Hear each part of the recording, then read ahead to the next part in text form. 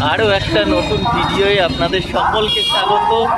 আমরা এখন দাঁড়িয়ে আছি বোলপুর শান্তিনিকেতন স্টেশনের বাইরে।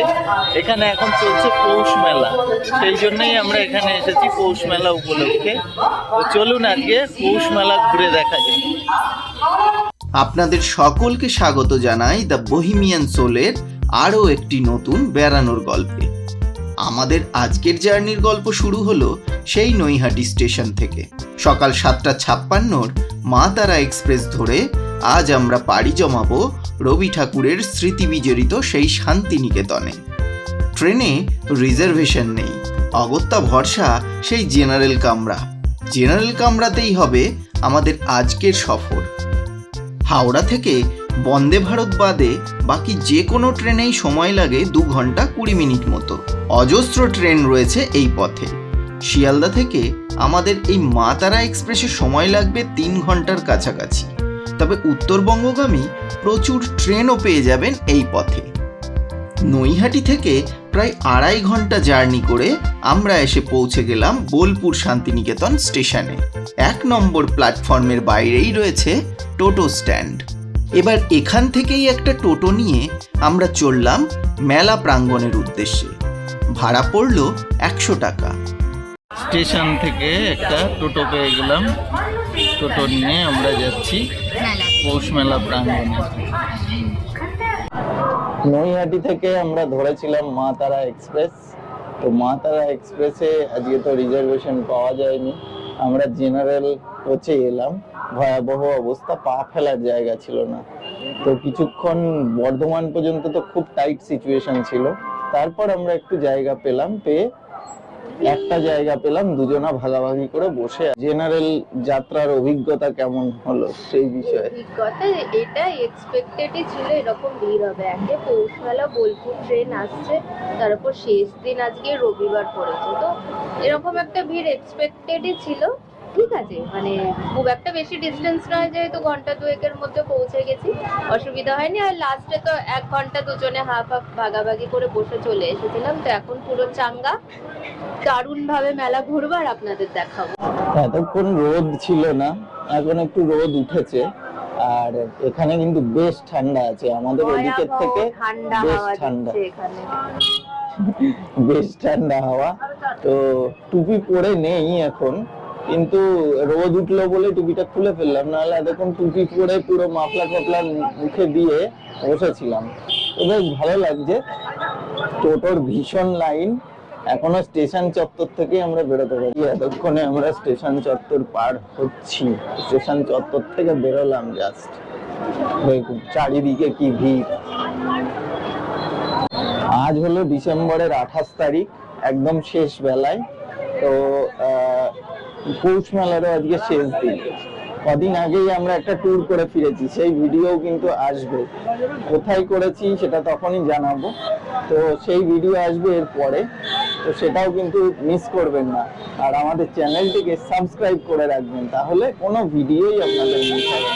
1843 সালের 21শে ডিসেম্বর 1298 বঙ্গাব্দের 7ই পৌষ মহর্ষি দেবেন্দ্রনাথ ঠাকুর তার 20 জন অনুগামীকে নিয়ে রামচন্দ্র বিদ্যাবাগীশের থেকে ব্রাহ্ম ধর্ম গ্রহণ করেন। এটাই এই পৌষ উৎসবের মূল ভিত্তি হিসাবে ধরা হয়। 1894 সালে ব্রাহ্ম মন্দিরের প্রতিষ্ঠাবার্ষিকী স্মরণে মন্দিরের উল্টো দিকে আয়োজন করা হয় একটা ছোট মেলার।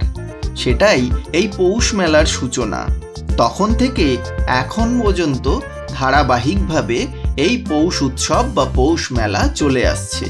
পৌষ উৎসব শুরু হয় বাংলার 7ই পৌষ তারিখে।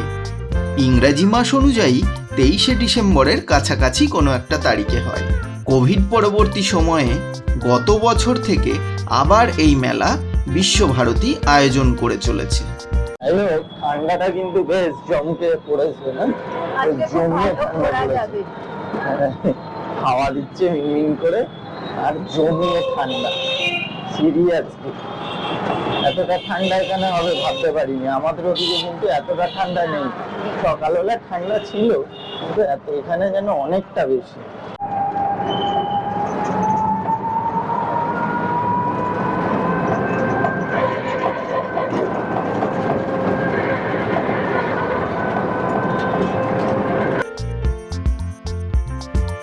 এবছর এই মেলা শুরু হয়েছে 23শে ডিসেম্বর থেকে, আর আজ এই মেলার শেষ দিন।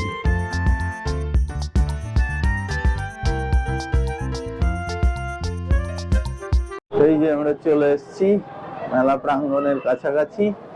বেশ ভালো ভিড় রয়েছে, লোকজন একদম যেদিকে যাচ্ছে আমরাও সেদিকে যাচ্ছি। এখানে অনেক গেস্ট হাউস রয়েছে থাকার জন্য, ময়ূরকুঞ্জ, মা শারদা লজ, খাবার দোকান, থাকার সব কিছু এখানে রয়েছে। বিরিয়ানিওয়ালা, এখান থেকে খাওয়া দাওয়া করা যাবে।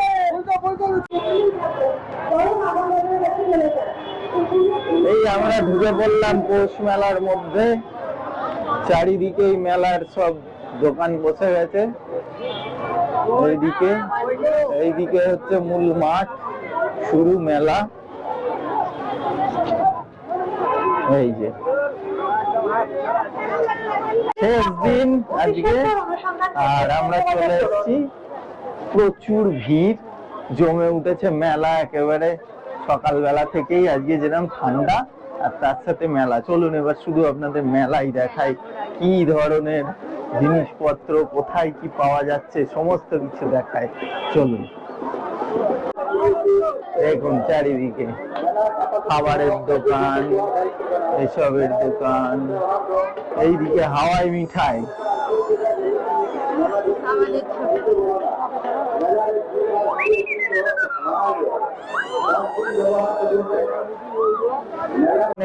অনেকগুলো পিঠেপুলির দোকান দেখলাম, পিঠেপুলি বিক্রি হচ্ছে, জামা কাপড় বিক্রি হচ্ছে, সবকিছু। এই অঞ্চলের একটা বড় মেলা হচ্ছে এই পৌষ মেলা। চায়ের দোকানে আমরা দাঁড়িয়েছি, চা খাবো। এই যে এই মেলায় ঢুকে প্রথমেই গরম গরম চা খেয়ে নিচ্ছি। এখানে তন্দুরি চা বিক্রি হচ্ছে পিছনে, তো গরম গরম চা, বেশ সুন্দর চাটা, 30 টাকা পিস। এইগুলো বেশ সুন্দর একটা ফ্লেভার রয়েছে, তার সাথে উপরে চকলেট ক্রিম দিয়ে দিয়েছে, চকলেট দিয়ে দিয়েছে, চকলেট গুঁড়ো, সেটাও বেশ ভালো লাগছে।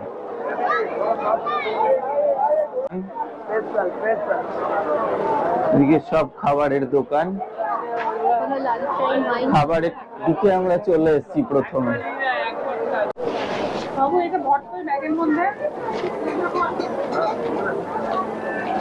প্রসিদ্ধ আচার ও মোরব্বা পাওয়া যাচ্ছে, গিয়ে দেখি কি আচার পাওয়া যায়, তো আচার কেনা যাক।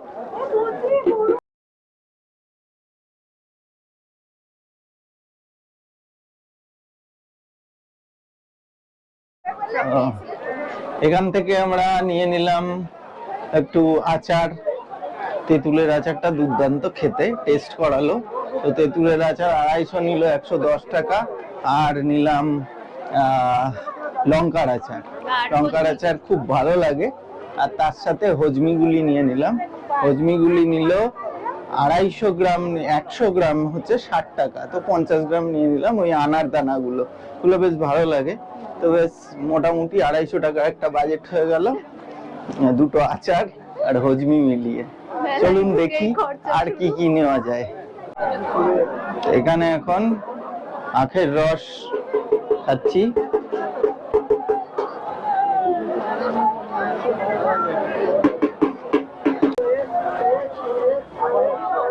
দেখতে থাকুন, সব বিভিন্ন দামে, যে 100 টাকা করে এই ব্যাগ গুলো বিক্রি হচ্ছে।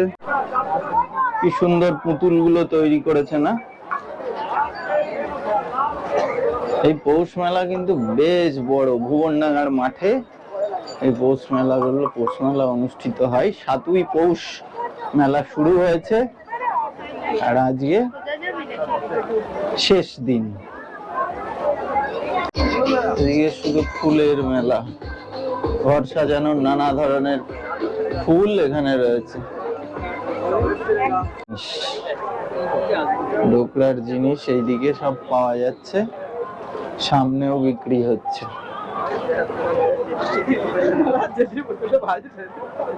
মানে এই অঞ্চলে যে সমস্ত জিনিস পাওয়া যায়, যা যা তৈরি হয়, সমস্ত কিছু কিন্তু এই মেলায় আপনারা পেয়ে যাবেন। একদম শিল্প সামগ্রীর হাট বলা চলে, জামা কাপড় থেকে শুরু করে।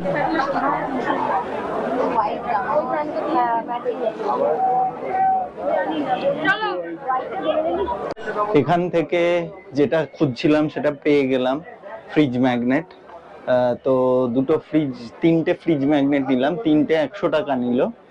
বেশ সুন্দর ফ্রিজ ম্যাগনেট, শান্তিনিকেতনের ওপরে বিভিন্ন 3 রকমের নিলাম। একটা আপনার শান্তিনিকেতনের যে উপাসনা গৃহ ওইটা রয়েছে, আর একটা রয়েছে নন্দলাল বসুর আঁকা পেন্টিং স্টাইলের একটা পেন্টিং, আর একটা রবীন্দ্রনাথ ঠাকুর। এই তিনটে ফ্রিজ ম্যাগনেট খুঁজছিলাম, এটাও পেয়ে গেলাম, নিয়ে নিলাম। এই অংশটায় আপনার এই সমস্ত পটচিত্র, এই সমস্ত আর্টের কালেকশন রয়েছে। তো এখানে রয়েছে বিশ্বভারতী গ্রন্থন বিভাগ। তো এই মেলাতেও এসে বই আমাদের অত্যন্ত প্রিয় একটা সাবজেক্ট। তো আবার একটা বই নিয়ে নিলাম। কি বই নিলাম? রাজা নিয়েছি, রবীন্দ্রনাথের রাজা নাটক, এটা নিলাম। আর বিশ্বভারতীর মানে পাবলিকেশনের বই আমার কাছে খুব কমই আছে, নেই তো 2-1টা হয়তো আছে। তো সেই জন্য বিশ্বভারতীর এই মোলাট গুলো দেখতে খুব ভালো লাগে বেশ। রবীন্দ্র রচনাবলী বা রবীন্দ্রনাথের লেখাগুলো না বিশ্বভারতীর এই মোলাটে বেশ ভালো লাগে, সেই জন্য একটা কালেকশন করে রাখলাম। রাজা নাটক যদিও আগে পড়া, কিন্তু তবুও বারবার পড়তে ইচ্ছা করে, সেই জন্য পার্টিকুলার রাজা নাটকের বইটাই নিলাম। 110 টাকা প্রিন্ট ছিল, 99 নিল, মানে 10% ডিসকাউন্ট দিল।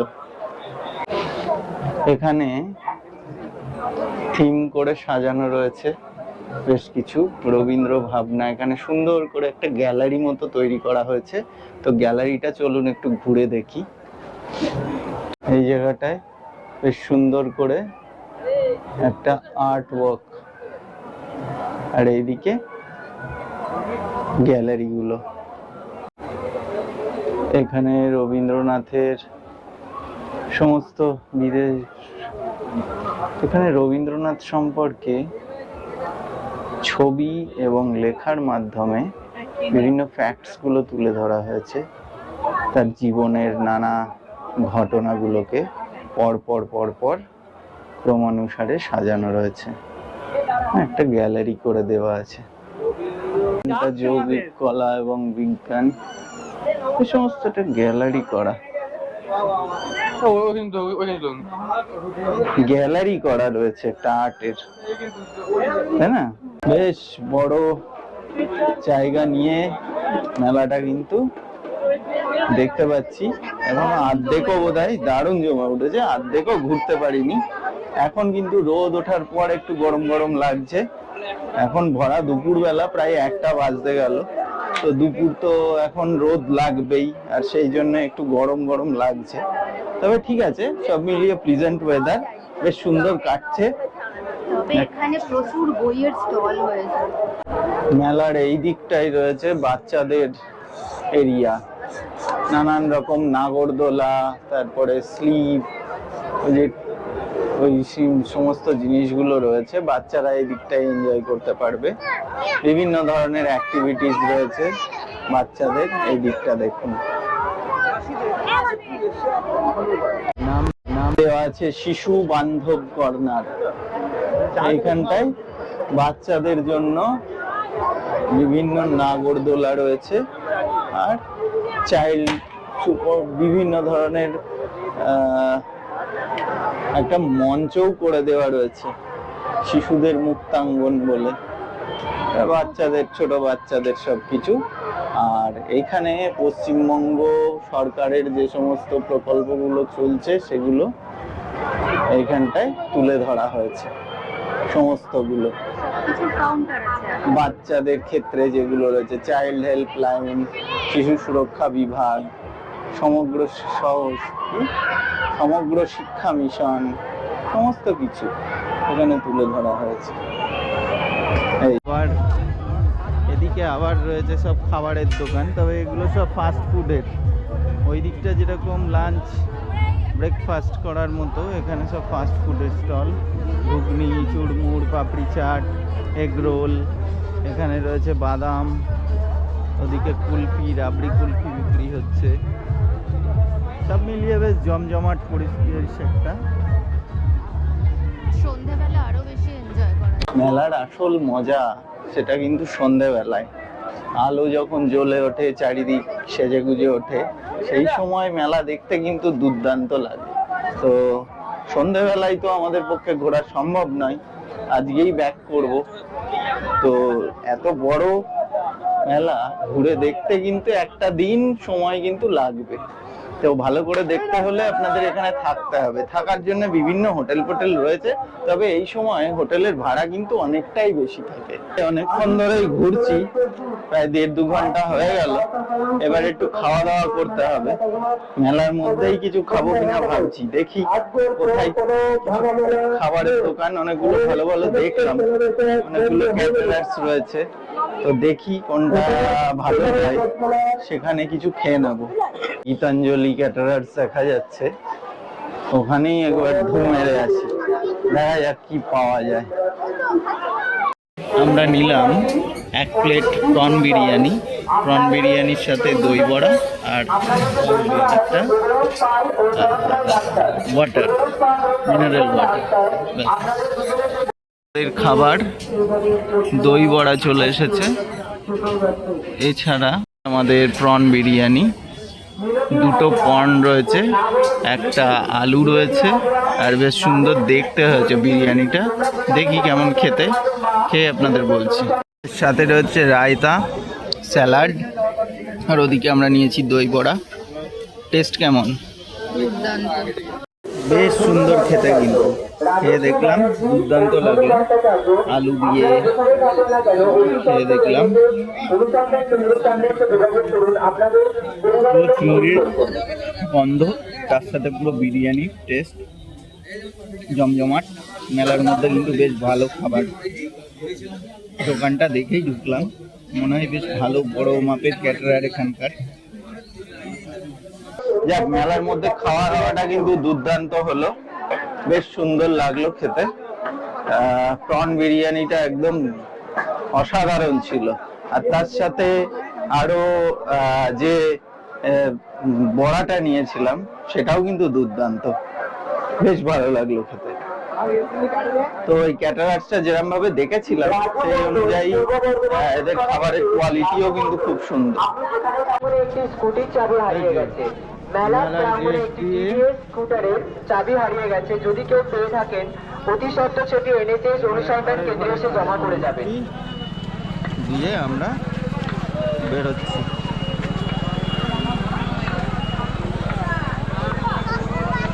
এখান থেকে পান নিলাম, পান পাওয়া যাচ্ছিল, বেনারসি পান 30 টাকা করে। ও দুটো পান খাওয়ার পরে খেলাম। এবারের মতো পৌষ মেলা শেষ করে আমরা এবার বাড়ির দিকে পালা হবো, কারণ এরপরে ট্রেনে যেতে হবে, ভিড়ও হবে। হ্যাঁ, ট্রেনে ভিড়ও হবে অনেক। তো তার আগেই আমাদের গিয়ে কিভাবে পৌঁছাই সেটাও আপনাদের সাথে শেয়ার করব। চলুন আমরা এবার বেরোই মেলা থেকে। এই বিশাল ভিড় দেখুন, এখনো মেলার দিকে প্রচুর লোক যাচ্ছে। এখন তো সবে শুরু, যত সন্ধে বাড়বে লোক সংখ্যাও বাড়তে থাকবে। আমরা এখন বেরোচ্ছি, আর মাইকে কন্টিনিউ অ্যানাউন্স হয়ে যাচ্ছে কেউ হারিয়ে গেছে, কেউ তার ব্যক্তিগত জিনিসপত্র হারিয়ে ফেলেছে, সেগুলো খোঁজার জন্য হাঁটতে হাঁটতে যাচ্ছি। দেখি কত দূরে গিয়ে টোটো পাই, টোটো করেই যেতে হবে, কারণ এখান থেকে অনেকটা, আসার সময় যা দেখলাম ঘুরে ফিরে প্রায় 2 থেকে 2.5 কিলোমিটার রাস্তা আছে। তো কিছুটা এগিয়ে যাই, এখানে তো প্রচুর ভিড়, এখানে কিছু আসতেও দিচ্ছে না। অবশেষে আজকের যাত্রা শেষ করে আমরা চললাম বাড়ির উদ্দেশ্যে। ফেরার ট্রেনও সেই রামপুরহাট শিয়ালদাহ মা তারা এক্সপ্রেস, আবার সেই জেনারেল কামরা।